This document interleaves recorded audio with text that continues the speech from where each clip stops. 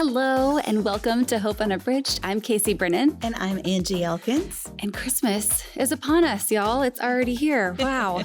And we're going to be talking about Advent with our conversation today with Scott Erickson on Honest Advent, his latest book, which I have just poured through and have notes after notes. That book a little my bit. Gosh, it's so good. Yeah. Because Christmas is going to look different this year, right, for everyone. And his book just kind of awakens the mystery of what that looks like, the unordinary Christmas.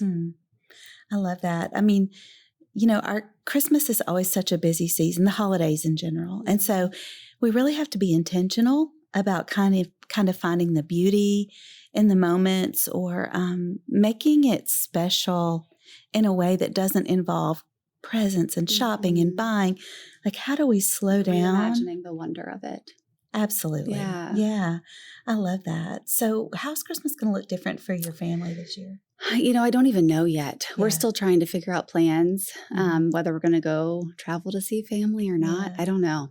I'm not sure yet. I'm not sure yet either. I know my church usually does just a huge Christmas candlelight service. I'm sure there'll be some version of that, but it'll definitely look different. And that's sad. I mean, that's a tradition in my family. And so, but we'll be together, the five of us. And so that's a positive, So I think it's all about finding those moments that we can really just savor. Yeah. Savor those moments. And I wonder how many new traditions will be found through this season for families. I think it'll be a lot. Yeah. Things that maybe we just want to let go of and things that we want to take on into the next season. So it's good. Well, I'm super excited to talk to Scott today. Scott Erickson is a touring painter, a writer and performance storyteller, as well as visual communicator who speaks to our deepest experiences with his imagery. I mean, his imagery is all throughout this book, Honest Advent, and he's created a wonderful set of meditations and images for reflecting on the mystery that is at the heart of the Advent season. So, Scott, thank you so much for being with us today. Yeah, glad to be with you. Can you give us a little context of what it is you do and how you came to do this work? Well, I'm a professional artist, which when you tell people that, they're like, they have no idea what it means. Yeah. So here's what I do. I see my work in kind of three different sections. I mean, it's all kind of intertwined, but I am a visual artist. So I'm a painter, illustrator, and I create artworks and prints, things like that. I'm also an author. This is my third book. And I'm also a performing artist. I travel around. I do these kind of one-man shows, or I speak at events and things like that. So the culmination of those make my career. Yeah. Awesome. I love that. Well, let's dive right into Advent because I have so enjoyed Honest Advent. As you can see, I have a million notes and coffee stains and everything. But I just love the way that you illuminate that the God who showed up in the darkest parts of humanity is still doing so today. So what led you to writing Honest Advent? Well, we found ourselves in not too different of a place 4 years ago, which was at the end of a long and exhausting political cycle. We were seeing these devastating images from Syria of destruction and displacement. We had Zika, we had Flint water crisis, multiple mass shootings. And it was like mid-November, and I walked into a Target, and I just remember walking in and everything, all of a sudden the dusting of, Christmas decoration had fallen all over Western society. And I just remember walking in going, oh yeah, Christmas. And all of it just felt so irrelevant to the world I found myself in. And not even just the Santa stuff, although I do feel like when you go on, because I'm fine with the Santa stuff. I just feel like if you go on Netflix, you're like, how many Santa shows are there? And how much technology do they have up in the North Pole? We should get some of that. But also even just some of the imagery from my own Christian tradition, I just felt like the way that the story was depicted was safe and sanitized. It didn't even actually feel like it was about any human beings or human life at all. And I know it's a bit cliche, but my wife was pregnant with our third kid. And if you have spent any time in church and something, usually during this time, they're like, let's bring up a pregnant lady to talk about how being pregnant, and we've all heard that. But I'm not a woman. I'm married to one, and I have witnessed up close three pregnancies and three births, Mm. and I was like, it's anything but sanitized and safe. It's beautiful and transformational, but it's painful and risky Mhm. and a lot of fluids. And I was looking at all of this and just going, wow, like Christ incarnated into our world through the way we all did, which was through Mhm. human vulnerability. Mm. And the real question is, for me, as a person who's seeking after Christ, is Christmas a memorial service or is it a birthday party? A memorial service Mm. means something happened long ago and we remember what happened long ago. A birthday party, if you go to any church and ask a kid, they'll be like, whose birthday is it? They're like, Jesus. So we're saying it's a birthday party, meaning it's still happening today. And I deeply wanted to know, I was like, Jesus, where are you in the midst of today? Are you Yeah. still incarnating into our world? And what does that look like? And Mm. so I started using this kind of filter of human vulnerability, Yeah. not only with like the journey that a woman goes on, her female biology through birth and pregnancy and all of that, but also just what it means to be here and to be a human and to have vulnerabilities, just Mm. like Jesus participated in. And that became my meditation. I made some illustrations the first year, and then the next Christmas came around and I made some more. And the next year I made some more. And, after 4 years, I was like, oh, I have enough for a book. And that's kind of where the book, and people on social media were like, please put this together. We need something like this. I want something like this. And so Yeah. that is where Honest Advent is coming from.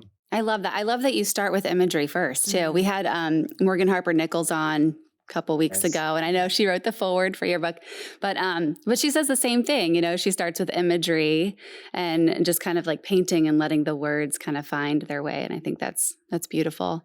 And right now, I mean, there's no greater time than for this book because it's just to make sense of the world we're living in. And as we head into the Advent season, how can we apply this story, this Advent story, to the stories we're living out today? Yeah. I mean, I think where we're at right now is we find ourselves, whether we like it or not, having to deal with a lot of our own Yeah. vulnerabilities of power Mm. and feeling like we have power, we don't. Mm. Being in charge of our lives and having agency, like we're being asked to do a lot of things. There's because of a pandemic. There are a lot of unknowns about our lives. So we are very in touch with our vulnerabilities, which we don't like, and we'd like to just ignore them and move on to our strengths and stuff. But we're particularly is this season we're very close to our own vulnerabilities, which means we're really close to the presence of God, which Mhm. means we're really close to the Christmas story. I actually Yeah. think like this Christmas, uh, it, and look, I'm not saying like we should get rid of the long tradition that's built around Christmas. It's a juggernaut of a brand. And I, for one, like a lot of it. I'm one of those nerds who turns on the 24-hour Christmas music in their car. Like Yeah. I Yeah, I me too. set it on a speed dial. I like it. I Yeah. just uh I think this year though we're going to have to partake in kind of our vulnerability, our fragility and our weakness, and I think we're going to see this story from a different side than we ever had before. And what I wanted Mhm. to do is make sure that like just as an artist, I wanted to create a visual vocabulary Mhm. Mhm. that looked nothing like Christmas. Yeah. Really, because I needed to like just sidestep that whole massive thing, Yeah. and just go, I need to see this story not as something generated by marketers. I need to see this as just like, how was this happening amidst Mm. human lives? Yeah. And that was my goal. So I think we're really primed to experience Advent, Christmas in a different way. Mm. I also, if I can add to like, I do think that one of the things about Advent, like I grew up Protestant, so Mhm. we never really talked about Advent. That's just kind of a newer Yeah. thing. That's a newer thing for me. It's been around in other traditions. But one of the things that if I can be honest, honest Advent, is that, even celebrating Advent, you come to that Christmas and still, we don't get a baby. We get kind of this like, oh yeah, today's Christmas. I guess today's in the midst, and there is this like invisible. I wish something was visible, but it feels invisible. It's maybe hard to articulate, but I think one of the things that brings me wonder is one of the things that I can experience the Christ in my midst is the wonder of this is that God, I think one of the reasons we celebrate Advent and Christmas is because God, the start of God's conversation with us through its incarnation was to go, I'm going to need you to take care of me for a pretty long time. Wow. What does that say about a God that's willing to do that? Yeah. Like our first start is like, I'm going to let you take care of me for a very long time because I'm going to be embedded with weakness and vulnerability. I'm going to need you. I'm going to need you. Yeah. Wow. That's pretty wondrous if you start there. Yeah. My husband's a worship pastor. And so every year there's a challenge in front of us to reimagine Christmas, like, right? Tell the story a little bit different. Yeah. Yep. So you've really led us into a beautiful way to do that. It's so real and so just accessible, I think, to us as humans. And I know you have a chapter on sacred. Casey mentioned that it's one of her very favorites, but we love this quote. So I'm going to quote you to you right now. Okay. Yeah. To make something sacred is to give reverence to the weight of its importance. So let's talk about that and how we've really kind of memorialized this story. But in doing that, we've kind of stripped away all the human stuff.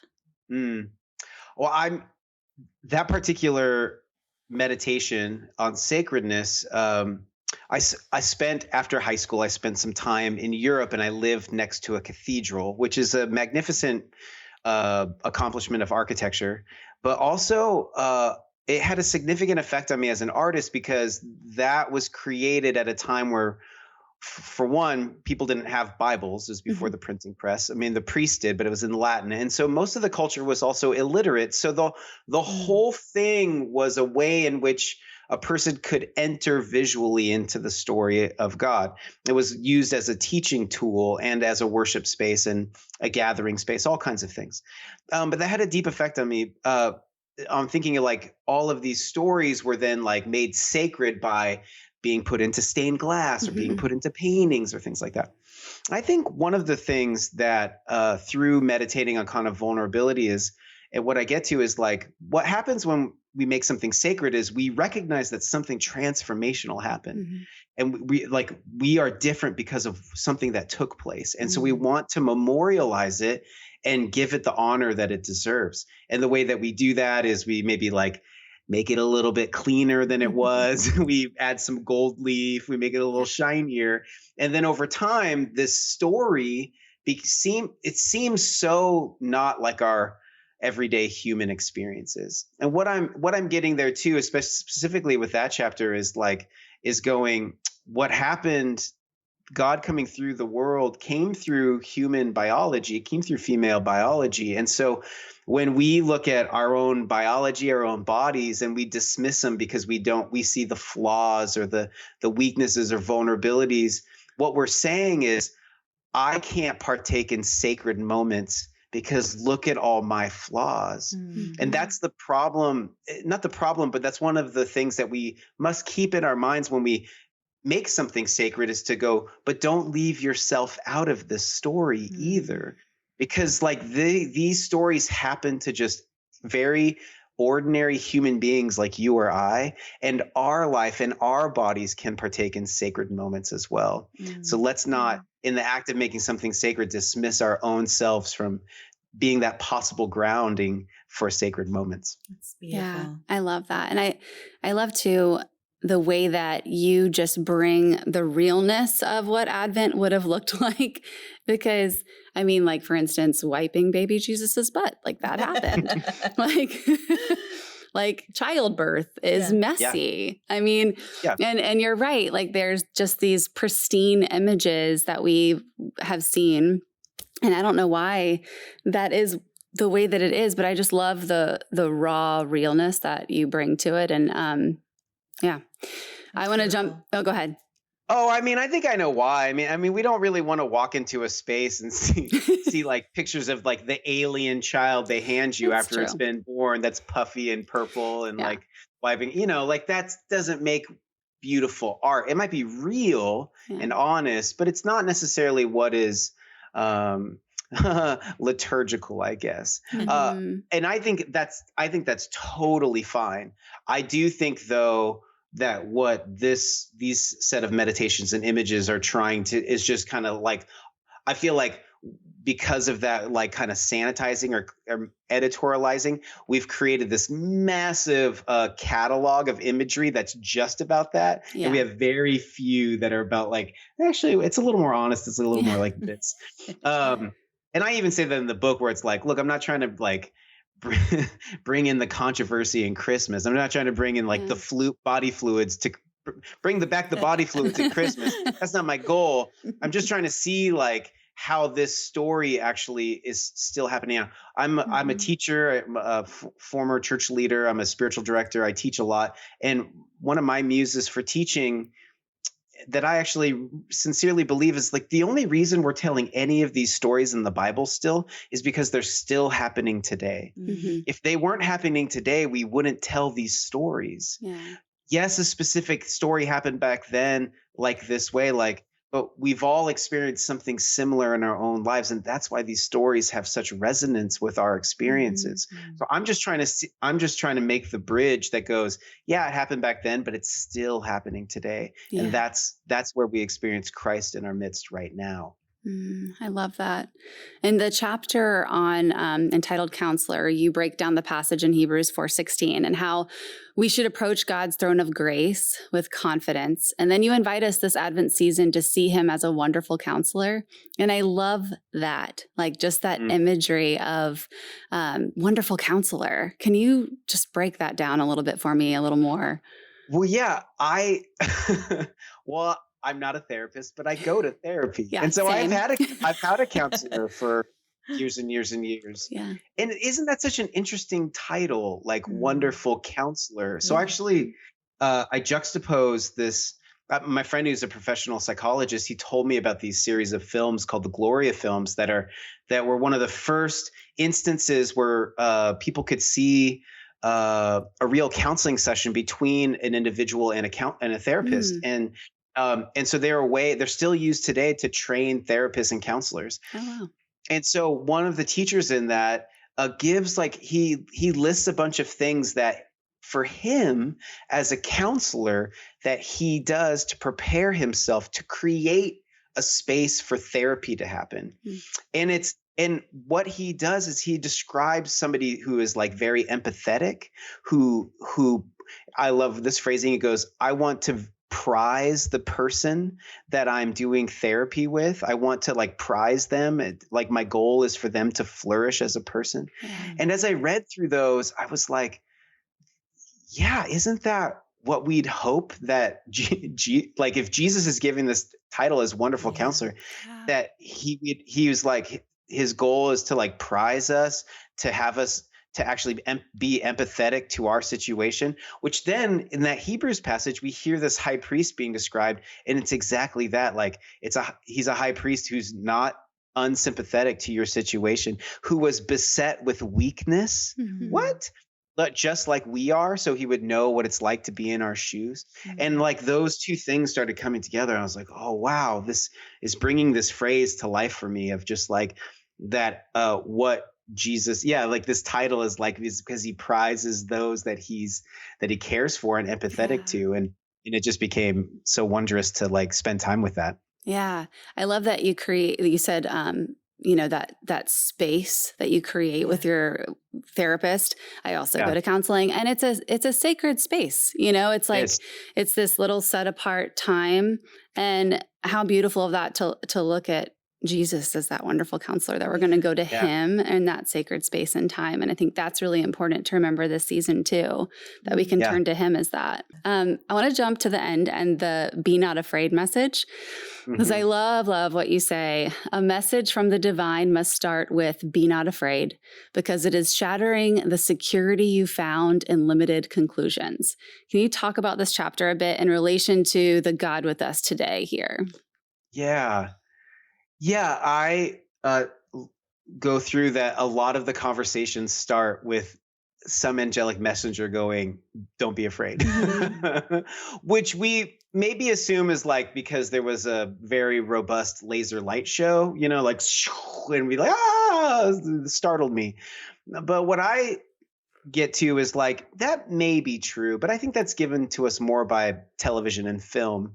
I wonder if like what is happening, because when it says the glory of the Lord shone around them, it may be light. I mean, it's saying shone, but also like it's like the glory of the Lord means like weight or reverence, or there's this like thickness and heaviness to it. And I was like, what if the glory of the Lord meant like in that moment you're like, oh, God is real. Like, actually, there is more than what I've concluded there is. And why you would need to be told be not afraid is because all your limited conclusions about what you thought life is are falling apart. And you're like, I don't know what to do now. Like, and that is a wondrously frightening moment. And maybe that is like the invitation from God for Christmas. I say in there, like, be not afraid could be a legit substitution for Merry Christmas. Yeah. Because Merry Christmas is to say, God is in our midst. We're not alone. God is working in ways we don't know, or it's very hard to see, but God is. Are we invited to that? And what would that mean for us when we think about our dreams and our finances and our securities and our relationships and our communities and our futures and all of these things? I mean, this is the invitation to a life with God, is to trust that God is involved. Like, and that is, I mean, if we're really honest with our points of fear and doubt, it's always like, do you still see me? I know there's a lot going on, Father in heaven, but do you see like what's happening in my life today? And a great writer, Frederick Buechner, has a really wonderful essay about this, where he talks about why doesn't God give proof of his existence, and he kind of goes a different way. But what he says, he goes, I don't actually think that our deepest question is God real or not? I think our deepest question is God real in all of this, in like my life, in the happenings of everyday lives of people and stuff. And I think that's the real invitation to like, I can't convince you of that. All I can invite you is to like come and see, just like the shepherds, just like the magi, just like all of us, is like, we're invited to go and look and come and see. And I think when you do and you see the intentionality of God, you'll be filled with wonder. What a great perspective too. In this season, like this Christmas, be not afraid. I'm going to remember that, because I feel like that encompasses this year. Like, totally. Be not afraid. Absolutely. So I know that people are going to want to grab a copy of Honest Advent to carry them through the season. So tell everyone where they can find it and how we can connect with you as well. Yeah. So Honest Advent sold wherever books are sold. So you can get it on Amazon, local booksellers, Barnes & Noble, all of that. I have a website that streamlines all of that, just honestadvent.com. Great. And you can find all the like support your local bookstores, or get it from major retailers. I'm Scott the Painter on Instagram and all social media, and you can connect with me there. And I have created a bunch of resources for churches. There's like a whole art show. There's questions. There's sermon outlines for pastors. That's awesome. Like, I understand, as a person who's worked at churches before, like, I get that, like, every Advent we're like, how are we going to talk about this differently? And so I try to create a bunch of resources for communities to like use it this year and really be a part of their Advent meditation. So it's all there That's for you. great. All Awesome. there. Yeah, thank you. And I hope that people will go get it because it's one of my favorite books that I've ever read on Advent. So thank you. And we ask all of our guests this, but where are you finding hope these days? Wow, where am I finding hope these days? That's a great question. This book has continued. Um, this book has continued this kind of path of like vulnerability, and one of the things that I've been just doing in my own study is going through all the times that Jesus interacts with people and finding the particular vulnerability they're dealing with, and then and kind of just expounding and thinking on that, and because I think I know we don't have forever, but I can go into this for a really long time. But I think here's what can happen in our lives is that we experience shame and guilt, which are total human emotions. They're like total, I don't know if they're technically core emotions. They are emotions, but like they happen in our lives. And what we do is, because they don't feel good, is we go, these are walls between me and me knowing God. These are the walls I have to get out of the way. But I have been finding that actually these are the doorways to connect with God. These are the doorways to God's grace. Like Jesus says, heaven celebrates for one sinner going, I don't have it together, versus 100 who are like, I'm fine. You know what I'm saying? Yeah. And so like, I have been practicing and just going, the places that I feel like I don't have it together is me actually connecting with God. And instead of, I mean, to be really honest with you, new friends, is I'm trained as a teacher. I was a high school teacher. I've been a college professor. I've worked at churches. I'm a spiritual director. And sometimes I still just have a hard time thinking of myself as a teacher because I just don't feel like I have it together. Like I've never felt like I've had it together. And going, that's actually okay, because what I assumed from other spiritual teachers is that they feel like they have it together. Right. And I'm here to tell you that nobody does. No. Nobody, like I have a bunch of books. Every book back there, every speaker you've listened to has gone like, oh gosh, am I the one to talk about this today? Yep. This is where imposter syndrome comes from. Imposter syndrome is not spending enough time being empathetic that everybody feels very similar that you do. All those insecurities you have, all those doubts, they all do. They've just kept going through them. And so I've been like, instead of going, because here's often where we get tripped up, is going, look how good I was the last 2 days. God must like me, you know? Yes. That only lasts so long.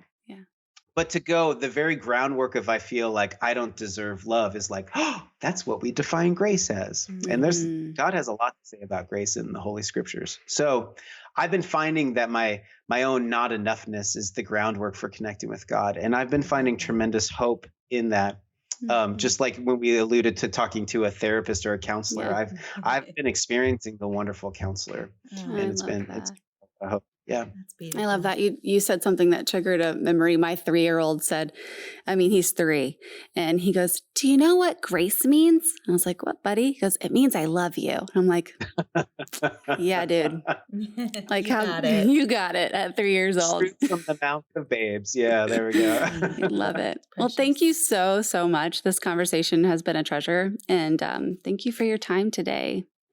It's been great. And thank you honestly for just like being in the book and looking at it, and I can tell that you spilled coffee on it. It means you love it and it's in your life, and that's all that creator, like artists and authors, want, is just to be like, I went through a transformational process and I just want to offer you that same transformational process. And so I think it's worthy of your being transformed. So I really appreciate it. Thank you. Thank you. Thanks for joining us today on Hope Unabridged. We'd like to remind you, if you're watching us on Good Life 45, you can also listen to these episodes everywhere you listen to podcasts. If you're listening and you would like to see the filmed version of the show or any of our other shows, check us out on Good Life 45 or on our YouTube channel and our app. We hope that something you've heard today really blessed you, and we would love for you to share this show with those you love. Just hit that share button on your podcast app or on YouTube and send it to a friend. With this program, we're finding hope in the unedited stories of our lives, and we want you to do the same.